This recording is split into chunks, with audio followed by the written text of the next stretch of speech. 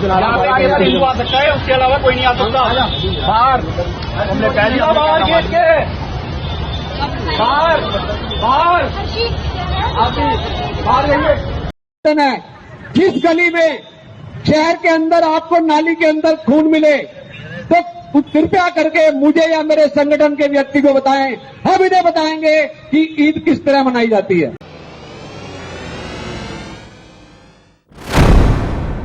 आदाब, मैं मुमताज आलम रिजवी बात करूंगा बकरीद की और फिरका परस्तों की। जी हां, बार बार उत्तराखंड से बुरी खबर आ रही है, बार बार फिरका परस्ती की लहर वहां से उठ रही। आखिर उत्तराखंड में क्या होने जा रहा है, और कहीं ऐसा ना हो कि उसकी वजह से दूसरे जगहों पर भी हालात खराब हो जाए, माहौल खराब हो जाए, क्योंकि नफरत की आग मुसलसल भड़काई जा रही है। कहीं लोगों को भगाया जा रहा है तो कहीं लोगों को हटाया जा रहा है। और अब बकरीद को लेकर के एक बड़ा ऐलान किया गया और खुल्लम खुल्ला किया गया। ऐलान किया गया है कि हम हरिद्वार में बकरीद नहीं होने देंगे, और अगर कहीं तुम्हें कुछ ऐसा नजर आए तो उसकी इत्तला दीजिए, हम कार्रवाई करेंगे। आपने देखा होगा कि मैंने शुरू में ही एक वीडियो दिखाया है। मैं पूरा वीडियो नहीं दिखा सकता, कॉपीराइट का इशू होता है, लेकिन मैंने चंद जुमले दिखाए हैं जो बहुत ही इंपॉर्टेंट है। सवाल यह है कि आखिर क्या हो रहा है। और एक और आपने वीडियो देखा होगा, शुरू में ही मैंने लगाया है कि कैसे हरिद्वार में गंगा के घाट से मुसलमानों को भगाया जा रहा है। ऐसा कभी होता नहीं है। तो ये दो वीडियो, और भी बहुत सारे वीडियोज हैं, लेकिन मैं दो वीडियोज इस वक्त जो सोशल मीडिया पर ट्रेंड कर रहे हैं, मैं वो आपको दिखा रहा हूं। फिक्रमंदी है। जैसे ही बकरीद का चांद नजर आया, शाही जामा मस्जिद से ऐलान कर दिया गया कि अब 29 को बकरीद मनाई जाएगी। हर तरफ खुशी है, लेकिन फिक्रमंदी भी है, क्योंकि मैं सोशल मीडिया पर देख रहा हूं, मैं लोगों को आपस में बात करते सुन रहा हूं कि आखिर होगा क्या। क्योंकि जिस तरीके से एक साजिश की जा रही है मुसलमानों को बदनाम करने की, मुसलमानों को परेशान करने की, मुसलमानों को डराने और धमकाने की, और मुसलमानों को टॉर्चर करने की, उनको फंसाने की। ऐसा ना हो कि कहीं बकरीद के बहाने कुछ लोग अपने खेल में कामयाब हो जाएं। क्योंकि आप देखिए कि तरह तरह की साजिशें की जा रही हैं। दो तीन तरह की साजिशें तो अभी उत्तर प्रदेश की सरकार ने खुद बेनकाब किया है, और बड़ा अच्छा काम किया, चाहे वो बुलंदशहर का मामला हो, चाहे अयोध्या का। लेकिन बात इतनी सी नहीं है, पूरे मुल्क के हालात खराब हो रहे हैं। मणिपुर तो जल ही रहा है, लेकिन महाराष्ट्र को जलाने की कोशिश की जा रही है। गुजरात में भी जो कुछ हुआ वो आप देखिए। इसके साथ ही आप उत्तराखंड में देख रहे हैं, मध्य प्रदेश से छुटपुट घटनाएं और खबरें आती रहती हैं। उत्तर प्रदेश में तो खैर काफी हद तक रोक लगाने की कोशिश की जा रही, लेकिन सवाल यह है कि ऐसा क्यों हो रहा है? क्यों इन नफरतियों के खिलाफ कानूनी कार्रवाई नहीं की जा रही है? एक बड़ा सवाल है। एक तरफ तो बीजेपी ये कह रही है कि हम सबका साथ चाहते हैं, पसमानदा मुसलमानों की बात हो रही है, उत्तर प्रदेश में मुसलमानों को जोड़ने की बात हो रही है, मीटिंग पर मीटिंग हो रही है। उनको लग रहा है कि कम से कम जाट और मुसलमान अगर मगरबी उत्तर प्रदेश में जुड़ जाएंगे तो बीजेपी का बेड़ा पार हो जाएगा, क्योंकि मुश्किलात काफी हैं।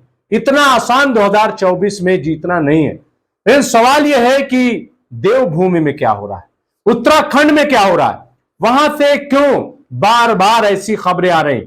कहीं खुल्लम खुल्ला मुसलमानों को मारा जा रहा है, मुसलमानों की दुकानें लूटी जा रही हैं, उनके घरों को तोड़ा जा रहा है।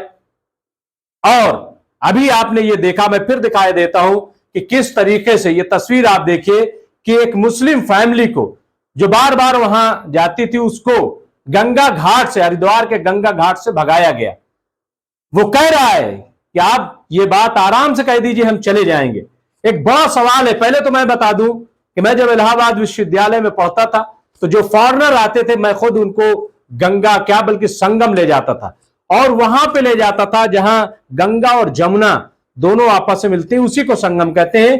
नाव से अंदर जाना पड़ता है जहां दोनों नदियां मिलती हैं। अभी जब भी मैं इलाहाबाद जाता हूं, छुट्टी पे जाता हूं, तो बच्चों के साथ संगम जाता हूं। और अभी हमारे एल के वशिष्ठ एक दोस्त हैं, ऑफिसर रहे हैं, उन्होंने तो बाकायदा कहा कि अगर आप संगम में हैं तो मैं मंत्र पढ़ दूं। तो इस तरीके की बातें, मेल मिलाप, मेल जोल, लेकिन ये क्या हो रहा है, ये क्या पैगाम दिया जा रहा है? अब आप हरिद्वार में गंगा के घाट पिए करें, कल के कोई शाही जामा मस्जिद पे इस तरीके की हरकत कर दे और वहां से गैर मुस्लिमों को हटाने की बात हो जाए, तो आखिर क्या होगा? क्योंकि शाही जामा मस्जिद पे तो आप देखिए, जब रमजान का महीना होता है तो वहां हर मजहब के लोग जाते हैं, और मैं खुद वहां हिंदू भी जाते हैं, वहां मुस्लिम भी जाते हैं, वहां सिख भी जाते हैं, वहां ईसाई के लोग भी जाते हैं, जैन, सब जामा मस्जिद में रमजान के महीने में जाते हैं। आम दिनों में भी लोग जामा मस्जिद जाते हैं, जामा मस्जिद की मीनार पर भी जा करके पूरी दिल्ली का नजारा करते हैं। ये क्यों? क्योंकि हमारा देश जो है वो गंगा जमनी तहजीब वाला देश, हमारा देश मोहब्बत और प्यार वाला देश है। हमने अपनी तकरीरों में कई बार कहा है कि यह ऐसा देश है कि इस जमीन पर, इस धरती पर अगर कांटे भी बोए जाएंगे तो फूल निकलेंगे। सवाल यह है कि फूल को क्यों रौंदा जा रहा है, क्यों इस फूल को कुचलने की कोशिश की जा रही है, और सरकारें खामोश तमाशाई बनी हुई है। भाजपा सरकार उत्तराखंड में, फिर ये क्या हो रहा है? क्या उन लोगों के खिलाफ कार्रवाई की जाएगी कि किस तरीके से गंगा घाट से एक मुस्लिम फैमिली को भगाया गया? क्या यह हिंदू मुस्लिम तहजीब है? नंबर एक। नंबर दो, मैं ये सवाल भी करना चाहता हूं आरएसएस से, मैं सवाल करता हूं विश्व हिंदू परिषद वालों से, क्या फिर, और बीजेपी वालों से भी, क्या आप ही ने घर वापसी का नारा दिया था? क्या घर वापसी ऐसे होगी? क्या ऐसे आप घर वापसी कराएंगे? क्या अपने घाट से लोगों को भगाएंगे? ये कौन सी राह? कुछ समझ में नहीं आ रहा है कि चाहते क्या हैं आप लोग, क्या चाहते हैं, क्या करना चाहते हैं, देश को किस राह पर ले जाना चाहते हैं? एक बड़ा सवाल खड़ा हो गया है। लोग परेशान हैं कि बकरीद में कैसे होगा, क्योंकि बकरे खरीदे जाते हैं, बड़े बड़े जानवर खरीदे जाते हैं, उनका आना जाना होता है, और हमने देखा है कई बार कि जानवरों को ये फिरका परस्त लूट लेते हैं, उन पर धर्म का लेबल लगा करके और चोरी का इल्जाम लगा करके जानवरों को लूटा जा रहा है। ये कैसा माहौल है? और इस बार भी लोग डरे हुए हैं, खास तौर से व्यापारी डरे हुए हैं, किसान डरा हुआ है, क्योंकि किसान पूरे साल जानवरों को पालता है, पोसता है, उनकी खिदमत करता है, ताकि बकरीद में उनकी अच्छी सेल हो सके, उनको बेचा जा सके। लेकिन आप देखिए कि ऐसा माहौल बना दिया गया है, खौफ का माहौल, कि बाजार नहीं लगने दिया जाता कई जगहों पे जानवरों को बेचा नहीं दिया जाता। तो किसान करे तो करे क्या? किसान की दो तरह की खेतियां होती हैं, एक खेती वो जो खेत में सब्जी उगाता है और फल और ये सब सब्जियां उगाता है, अनाज पैदा करता है, और दूसरा वो जानवरों की खेती करता है। एक तरीके से छोटे छोटे जानवर जो है वो पालता है, खेतों में उसको चराता है, और फिर जब वो बड़े हो जाते हैं तो उसको बाजार में ले जाकर के बेचता है, और उससे जो रकम आती है उससे अपना घर चलाता है, शादी ब्याह करता है, सामान खरीदता है पूरे साल का, ये सब वो करता है। लेकिन कैसे डिस्टर्ब किया जा रहा?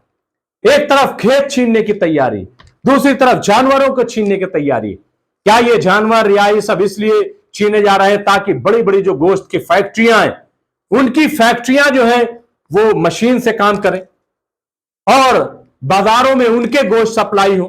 क्या अमेरिका से जो चिकन आने वाला है, या इजराइल से जो चिकन आने वाला है, ये उसको चाहते हैं कि बाजार में जाए, और हमारे जो छोटे छोटे ताजिर हैं, दुकानदार हैं, उनकी दुकानें बंद हो जाए?